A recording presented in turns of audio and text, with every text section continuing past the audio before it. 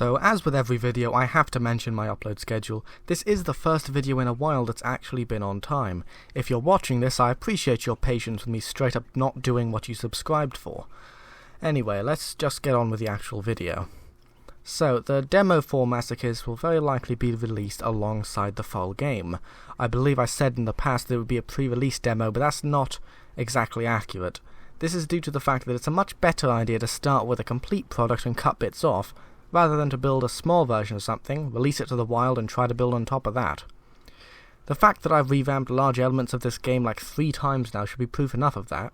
It's very difficult to gauge when the game is actually done, and whether the game is what I want it to be. It's probably not the best idea to start just making something and mutating it until it's acceptable, but my experience with things like design documents have been disappointing at best. So far, all the projects I've tried to start that involved a design document have failed, and I've given up on them before long. Of course, this is pretty much entirely on me. I'm not trying to tell you that design documents are a waste of time, but I would have to change the way that I approach this sort of creative design to be able to access the full potential of a design document. For some reason, my brain just doesn't seem to work in a way that facilitates it. Maybe it's that they're too rigid, or I'm just bad at writing them, but clearly something's awry. I'm probably not going to return to design documents until it's more suitable. For instance, if I were to become part of a team and it was important to know that everybody was on the same page. So I'll stop rambling on about design documents for a bit and get back to the point. Kyzt is a difficult game to trim since it's not particularly big to begin with.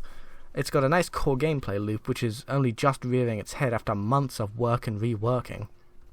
Naturally, the big question is, how am I going to make this demo both fun in its own right, as well as able to incentivize further purchase of the game? The most likely scenario is that I'll do something like limit the number of consecutive waves that the player can play, and I'll also gate off a lot of the unlockable stuff that I've got planned. This means that the player can get a feeling for the core gameplay without being able to just play and enjoy the game as if they purchased it. As to when the game itself will be released, the current estimate is I guess sometime in January? Maybe around Christmas, but since I need to create a bunch of new maps, environments, player skins, and I'm sure a lot of other stuff I'm forgetting right now, I have my work cut out for me. I can probably implement some of this stuff in updates after the fact once I've established a sufficient baseline of unlockable content, but that could take a while. We're already almost over with November, and I'm just barely finishing what I believe to be the core loop. Sprite work is what takes me the longest, and unfortunately it's what I need to do the most of at this point. As I'm sure you've been able to tell if you've seen the current iteration of the boss sprite, I'm not exactly the best at it. This video has really been quite rambly, and I could get a lot more rambly if you let me, so I'll cut it short now. I'm not quite ready to create the next devlog video, and I didn't have enough content to fill up an entire video just talking about the demo when I just needed to get across a few key points, so this is, I guess, the product, this rambly mess.